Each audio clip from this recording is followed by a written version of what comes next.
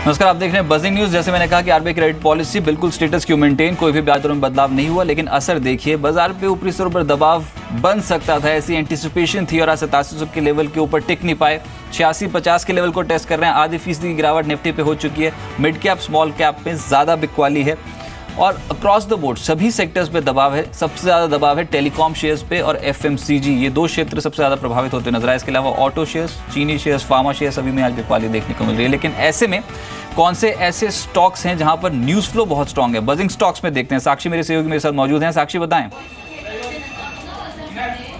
शुक्रिया रजत। शुरुआत करते हैं आज रिजल्ट्स का जो इम्पैक्ट देखने को मिला है। भले ही बाजार में आज काफ़ी दबाव देखने को मिल रहा है, लेकिन कुछ एक ऐसे काउंटर्स हैं जहां पर रिजल्ट्स की वजह से एक अच्छा मोमेंटम देखने को मिल रहा है। आप देखिए सुंदरम फास्टनर्स को करीब 9% ऊपर अभी ट्रेड कर रहा है नतीजों के बाद। पोलारिस को देखिए, आप मोरोटेक को देखिए, मुकान लिमिटेड या फिर गुडरिक टी जैसे शेयर्स को देखिए, यहाँ इन सभी में 5 से लेकर 8% तक का उछाल देखने को मिल रहा है। कहीं ना कहीं पॉजिटिव नतीजों का इम्पैक्ट यहाँ पर देखने को मिल रहा है। लेकिन दूसरी ओर नतीजों से निराशा भी हुई है कुछ कंपनियों के ऊपर और उन्हीं का इम्पैक्ट उनके शेयर प्राइसेस पर भी देखने को मिल रहा है। अभी कुछ देर पहले आप बोल रहे थे कि टेलीकॉम शेयरों में सबसे ज्यादा दबाव है। आइडिया में इनफैक्ट अगर आप देखेंगे तो सबसे ज्यादा नेगेटिव रिटर्न देखने को मिल रहा है। खासतौर पर नतीजों का इम्पैक्ट यहाँ पर देखने को मिल रहा है। और साथ ही साथ आप देखिए Nitin fire, Lumax industries, Vadilal industries या फिर जेन टेक्नोलॉजीज जैसे शेयरों पर जिनका नतीजों के बाद एक डिसअपॉइंटिंग फैक्टर जो है वो शेयर प्राइस पर भी इंडिकेट होते हुए नजर आ रहा है। कुछ स्पेसिफिक स्टॉक्स के ऊपर नजर डालें तो आरईसी एक ऐसा शेयर है जहां पर गुरुवार को कंपनी की एक बोर्ड बैठक होनी है और बोनस शेयर्स जारी करने पर फैसला हो सकता है और उसी के बाद यहाँ पर एक पॉजिटिव मोमेंटम देखने को मिल रहा है। 3.5% तक के उछाल के साथ ये शेयर कामकाज कर रहा है। प्रोवोक पर अगर आप नजर डालें तो यहाँ पर डेट रिस्ट्रक्चरिंग के तहत शेयर्स जो हैं वो लेंडर्स को जारी किए जाएंगे। 11.9 करोड़ वर्थ के जो शेयर्स हैं वो जारी किए जाएंगे, जिसकी वजह से आज ये लाइमलाइट में नजर आ रहा है। लेकिन जिस तरीके से आपने कहा कि आज सबसे ज्यादा नजर जो बाजार की थी वो पॉलिसी पर टिकी हुई थी और पॉलिसी में स्टेटस क्वो होने की वजह से पूरे बाजार में अभी एक निराशा ही देखने को मिल रही है। अगर आप देखें काफी सेक्टर्स यहाँ पर दबाव में है, खासतौर पर रेट सेंसिटिव सेक्टर्स पर अगर आप नजर डालें।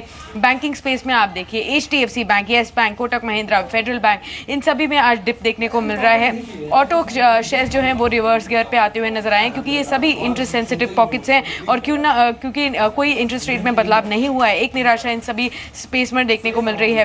रियल एस्टेट काउंटर्स पर आप अगर नजर डालें आप तो ओबेरॉय को देखिए, आप 4% नीचे अभी ट्रेड कर रहा है। यूनिटेक को देखिए, इंडिया बुल्स रियल एस्टेट, शोभा या DLF जैसे शेयरों पर देखिए, सभी पर एक इम्पैक्ट नेगेटिव तौर पर देखने को मिल रहा है।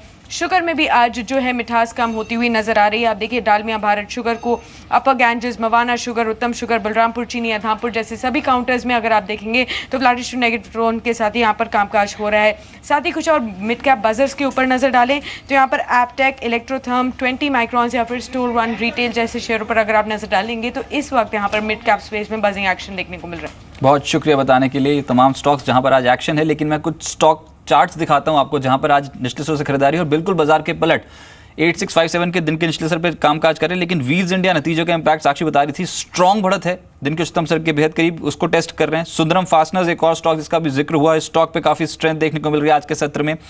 बहुत सारे ऐसे स्टॉक्स हैं, CNC कंस्ट्रक्शन, ये सभी फिर से वही छोटी मझोली कंपनियां जहां पर आज ट्रेडर्स ने बेट लगाई 8%। ये ऊपर है एपटेक, शानदार बढ़त, पिछले हफ्ते भी काफी स्ट्रांगली एक्यूमुलेटेड स्टॉक था, आज भी तेज है एपटेक दिन के उच्चतम स्तर पे। आरपीजी लाइफ जैसे स्टॉक्स में आज मूव काफी स्ट्रांग देखने को मिल रहा है। एक और स्टॉक है जुबिलेंट लाइफ। इसके अलावा सतलुज टेक्सटाइल्स जैसे स्टॉक आज ये रेडार पर है। और एक स्टॉक जो अभी भी चढ़ रहा है वो है टूरिज्म फाइनेंस कॉर्पोरेशन। जरूर नजर रखें, इंपॉर्टेंट एवरेजेस के ऊपर आके कामकाज करना शुरू करा है। TFC दिन के उच्चतम स्तर पे 5% ऊपर। वीरेंद्र मेरे सहयोगी मेरे साथ मौजूद है, अब वायदा बाजार का एक्शन जानते हैं। वीरेंद्र बताएं कौन से स्टॉक से सबसे पहले तो बताएं, आज बहुत ज्यादा कॉल राइटिंग देखने को मिली है, क्या रिवर्सल के कुछ संकेत मिले हैं बाजार पे? देखिए रजत, एक इवेंट था, इवेंट के बाद प्रॉफिट बुकिंग का एक मौका मिला, आप इसे एक प्रॉफिट बुकिंग का मौका बोल सकते हैं। लेकिन आई थिंक अब तक का चार्ट्स को देखें, ऑप्शंस के प्रीमियम्स को देखें और इंट्राडे पैटर्न को देखें, लग फॉर द टाइम में ये नहीं रहा है कि सेलिंग फोर्सेस में बहुत ताकत है। आप देखिए 8640 की ट्रैजेक्टरी, वहाँ से हमने पुल बैक ले लिया। आई थिंक 8640 तक ही हम क्यों गए, क्योंकि वहाँ पे जो 8600 का पुट राइटर है वो निकल रहा है, लेकिन बहुत डिसाइसिवली नहीं। एंड स्पेशली इस रेंज में जो पुट राइटिंग है वो FIs की काफ़ी है, तो उसके नज़दीक ना जाना आई थिंक ये आउट परफॉर्मेंस के अपने आप में एक संकेत हैं। अगर हम लेटर हाफ में 8700 के बेहद नज़दीक बंद होते हैं तो एक बार फिर से इस 8600 और 8500 के पुट राइटर को कॉन्फिडेंस मिलेगा, जो कि आई थिंक इंटरडे में थोड़ा सा बाहर निकला है। हाँ, 8700 की 8800 की कॉल में राइटिंग है, लेकिन अगेन ये भी कवर हो जाएगी अगर हम 8710 को सिक्योर कर लें। और देखिए 8710 को सिक्योर करने के चांसेस इसलिए भी लग रहे हैं रजत कि आप उधर निफ्टी बैंक को देखिए, Nifty bank, I think Nifty bank एक तो 18,800 को तोड़ने को तैयार नहीं है, जो हमारा सुबह स्टॉप लॉस था। और दूसरी बात आप देखिए, जो SBI है, कैनरा बैंक है, PNB है, बैंक ऑफ इंडिया है, बैंक ऑफ बड़ौदा है, इन सब स्टॉक्स को देखिए CY16 के नए हाइस पे, meanwhile the policy was going on, उस वक्त इसने करीब 238 रुपये 80 पैसे का SBI ने हाई लगाया। तो लग नहीं रहा है कि SBI उस क्रिटिकल लेवल्स को तोड़ेगा, SBI सरेंडर करेगा, निफ्टी बैंक उस क्रिटिकल लेवल को तोड़ेगा। तो अभी कोई डिसाइसिव शॉर्ट की तरफ या फिर अनवाइंडिंग की तरफ मन मत बनाइए। देखिए आज की क्लोजिंग की तरफ जा रही है। आई थिंक 8710 को सिक्योर करते हैं तो स्टैटिस्टिक्स एक बार फिर से बहुत तेजी से चेंज हो सकते हैं। हाँ, स्टॉक स्पेसिफिक अगर आप देखें, आज कुछ स्टॉक्स ने डिसाइसिव मूव लिया। आप देखिए आज SRF को देखिए, स्ट्रॉन्ग मूव, टाटा पावर। रजत, दो फ्लेवर हैं इस वक्त, बैंक्स हैं, PSU बैंक्स जो कि फ्लेवर है, और दूसरी बात अगर आप पावर स्टॉक्स को देखें, stocks like NTPC, REC, PFC and specially Tata power, सुबह भी रिकमेंड किया था आज इनफैक्ट 5 स्टार रेटिंग के साथ। इन 4 एक स्टॉक्स पर नजर रखिए, PSU बैंक बास्केट पर नजर रखिए। ये सबसे स्ट्रॉन्ग स्ट्रक्चर्स हैं इस वक्त। आई मीन बाजार का फ्लेवर है, बाय ऑन डिप्स की रणनीति यहाँ कारगर रहेगी। हाँ, Godrej consumer, jet airways, McLeod Russel, idea, ये कुछ स्टॉक्स हैं जहाँ पर आज कंप्लीट सरेंडर है। ह्यूज लॉन्ग अनवाइंडिंग, शॉर्टिंग काफ़ी हो रही है इन काउंटर्स पर। Jet airways, McLeod Russel, Godrej consumers, idea, ये कुछ स्ट्रक्चर्स है जहाँ पर आज डिसअपॉइंटमेंट है और आइडिया नतीजों के बाद 6% से ज़्यादा टूट चुका है। गोदरेज कंज्यूमर 2.5% नीचे और ओपन टेस्ट देखिए आप 7% के आसपास का इजाफा। बहुत शुक्रिया मेरे साथ जुड़ने के लिए। लेकिन क्योंकि आज सेंटर ऑफ अट्रैक्शन है RBI credit policy, Raghuram Rajan की आखिरी क्रेडिट पॉलिसी थी। तमाम उम्मीदों और कयासों के उलट राजन ने अपनी आखिरी पॉलिसी में भी ब्याज दरों में कोई बदलाव नहीं किया। राजन ने कहा कि सिस्टम में एक नकदी होने के बावजूद बैंक्स दरें नहीं घटा रहे हैं। बैंकों को नसीहत देते हुए राजन ने कहा कि रेट कटौती का फायदा ग्राहकों को मिलना चाहिए था। Yes, I mean, look, we would be happier if there was more transmission. I do understand some of the difficulties the banks have, and my sense is that as this process of cleanup happens, and as the economy recovers and credit demand also picks up, you will see more possibility of transmission. RBI governor Raghuram Rajan ने यह भी कहा कि GST लागू होने के बाद महंगाई बढ़ेगी, ये कहना सही नहीं है। 7वें वेतन आयोग से महंगाई पर एक बार असर देखने को जरूर मिलेगा, लेकिन वो शॉर्ट लिव्ड होगा। I don't think it is wise to assume that GST implementation will necessarily increase inflation, and second, that whatever inflation that happens, whether it will be long term or short term, is something to think about. That it is quite possible it could be a one-time adjustment of prices, even if there is inflation.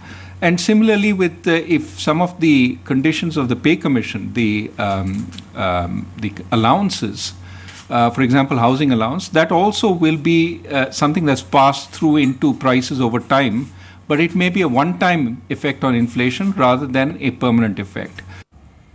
और जब राजन से ये पूछा गया कि RBI governor के तौर पर उनका कार्यकाल कैसा रहा, तो सुनिए उन्होंने क्या कहा। You get both sides. That's part of the job. You have to take it as the costs and the benefits. And I think the most important thing is that at the end of the day, you feel you've made a useful contribution, and that, you know, some people are better off as a result of it. I think from that perspective, this has been a fantastic job. And when I said sometime back, when somebody asked me, how has it been? I've enjoyed every minute of it, partly because every day when my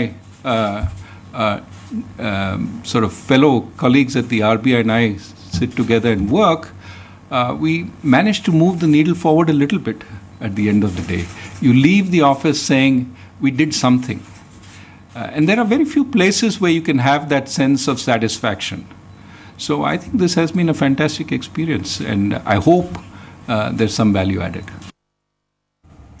और RBI की policy पे corporate जगत का क्या कहना है, ये सुनवाते हैं आपको। HDFC के vice chairman and CEO KK मिस्त्री ने कहा कि अगली तिमाही में 0.25% रेट कटौती की उम्मीद है। अक्टूबर तक मानसून का असर दिखेगा। In the next policy, there is scope to do a 0.25% cut, assuming that the monsoons are normal and there is no abnormal event anywhere else. A couple of things we must bear in mind is that commodity prices have bottomed out last year. तो अभी जो ये साल की inflation, what we calculate, that inflation will be calculated on a very low base. And if it's calculated on a very low base, logically the number percentage looks higher. So RBI will keep that also in mind. Chances of a rate increase in the US have receded significantly. So world over, we are following a regime of low interest rates, negative interest rates, zero interest rates. So in that sort of an environment, that also gives RBI the cushion, the ability to drop 0.25% going forward. State bank of India के chief economic adviser Soumyakanti Ghosh का कहना है कि policy उम्मीद के मुताबिक रही है। उनका कहना है कि मौजूदा परिस्थितियों में रेट कट की उम्मीद नहीं थी। पॉलिसी अनाउंसमेंट था एज ऑन एक्सपेक्टेड लाइंस था, क्योंकि the market was expecting a status quo rate cut. हम लोग भी यही एक्सपेक्ट कर रहा था कि स्टेटस क्वो होगा, तो वही हुआ है। और बाकी जो पॉलिसीज में उन्होंने बोला है, ये जो उन्होंने ही हैज अनाउंस्ड दैट कि लिक्विडिटी प्रोविजंस उन्होंने फ्रंट लोड करेंगे, so that's a very smart move.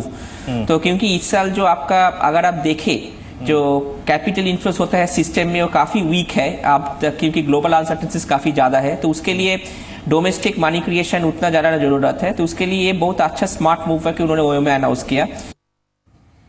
चलिए, ये तो बात हुई आरबीआई क्रेडिट पॉलिसी की। स्टेटस क्यू मेंटेन है, ब्याज दरों में कोई भी छेड़छाड़ नहीं की आरबीआई गवर्नर ने। लेकिन रिजल्ट सीजन ऑन है और आज ल्यूपिन के नतीजे आए। 3% स्टॉक जो है वो गिरकर कामकाज कर रहा है 1642 के लेवल पे। नतीजे कैसे हैं इसको जानते हैं। अंचल मेरे सहयोगी मेरे साथ मौजूद हैं। अंचल, बताएं रिजल्ट अपडेट। शुक्रिया। देखिए, शेयर प्राइस डेफिनेटली शेयर में भारी बिकवाली देखी जा रही है। उसका एक ही कारण है, अदरवाइज अगर आप देखिए तो नंबर अच्छे ही रहे हैं। कंपनी के आय पे अगर आप नजर डालें, रेवेन्यू करीब 41% कंपनी की आय बढ़ी है और यह आंकड़ा 4440 करोड़ के आसपास रहा है। वहीं कंपनी का एबिटा में भी करीब 59 to 58.6% की बढ़त देखने को मिली है। लेकिन गिरावट क्यों है शेयर में? गिरावट का सबसे बड़ा कारण है एबिटा मार्जिन। देखिए, एबिटा मार्जिन इंप्रूव हुए 26.1 से 29.5 जरूर हैं, लेकिन कहीं ना कहीं स्ट्रीट की उम्मीद थी ये एबिटा मार्जिन इस बार कंपनी करीब 32% से 33.5% के बीच में पोस्ट करता हुआ दिखेगा।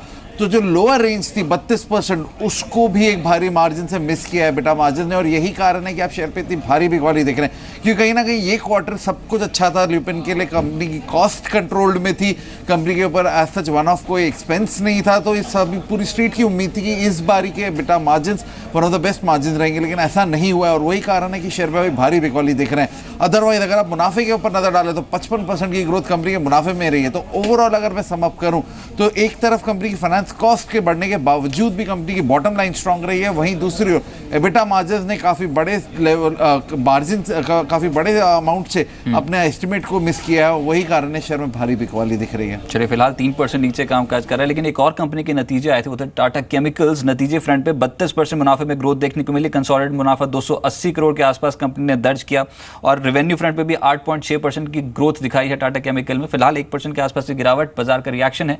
लेकिन पहली तिमाही में जो मार्जिन पिक्चर है वो थोड़ी बिगड़ी है, उसमें थोड़ा दबाव देखने को मिला है। कंपनी के एमडी राजन मुकुंदन का कहना है कि यूरिया यूनिट जो है उसको बंद करने से कंपनी के मार्जिन पर दबाव देखने को मिला। For the quarter which has ended, the first quarter, our standalone profit increased by 21% and the consolidated profit stands at 203 crores. In terms of revenue, there's been a fall in revenue, mainly because of the reduced production of fertilizer, because urea unit was shut down for part of the early part of the quarter due to annual shutdown, and phosphatic plant in Haldia also was partly shut during the quarter. So there has been a fall in the overall revenue, mainly due to the fall in fertilizer revenues. Margins are, I think, running. आजकल whatever margins आप देख रहे हैं, I think they are running at about a good clip, partly aided by good operational efficiencies and by the low input commodity price which we have, both coal and gas, and both these are our feedstock. We do hope that this regime continues. Our focus will be to maintain operational efficiency. Telecom sector भी कहीं ना कहीं focus में है। देखिए, idea के नतीजों के बाद 6% जरूर आइडिया नीचे है, लेकिन सेक्टर के रिगार्डिंग खबर बड़ी है। टेलीकॉम रेगुलेटर ट्राई कल नई साइट शुरू करेगा। ये वेबसाइट खास होगी क्योंकि बेस्ट टेलीकॉम सर्विस प्रोवाइडर के बारे में जानकारी मिलेगी। खबर के बारे में ज्यादा जानकारी लेते हैं। असीम मेरे सहयोगी मेरे साथ मौजूद हैं। असीम, बताएं कस्टमर्स को क्या फायदा है, इस वेबसाइट से क्या जानकारी मिल सकती है? देखिए, जब भी आप अपना नया मोबाइल कनेक्शन खरीदते हैं तो आपको ये नहीं मालूम होता है कि आपके घर के पास आसपास का जो बेहतर सर्विस जो है वो कौन सा है और कौन सा ऑपरेटर जो आपको वहाँ पर बेहतर सर्विस जो है वो दे सकता है। लेकिन ऐसा आप पोर्टल के ऊपर जाकर आसानी से जान पाएंगे कि आपके घर के पास या आप जिस भी लोकेलिटी में आप रहते हैं, जिस भी लोकेलिटी में आप सफर करते हैं, उसमें कौन सा ऑपरेटर आपको जो है बेहतर सर्विस दे सकता है, तो उसको आप आसानी से उसको आप चुन सकते हैं, देख सकते हैं कि उसका कॉल ड्रॉप रेट कितना है, उसका डेटा की स्पीड कितनी है। तो ये सारी चीजें जो है ट्राई अपने एक पोर्टल पर डालने वाला है, और उसके बाद आप आसानी से चुन सकते हैं कि आपके एरिया के अंदर एक बेहतर ऑपरेटर कौन है। आप ये भी जान सकते हैं कि आपके जिले में या आपके राज्य में तो सबसे बेहतर ऑपरेटर जो है कौन है, तो उसका चुनाव जो है वो कर सकते हैं। तो आपको ये फायदा होगा कि वो एक जो सबसे बेटर सर्विस आपके एरिया में जो दे रहा होगा ऑपरेटर, जिसकी कॉल ड्रॉप रेट कम होगी, जिसका डाटा सर्विसेज बेहतर होगी, तो आप उसका चुनाव आसानी से कर सकते हैं देखते हुए। चलिए, तो बेस्ट टेलीकॉम ऑपरेटर की जानकारी एक वेबसाइट से मिलती हुई नजर आई।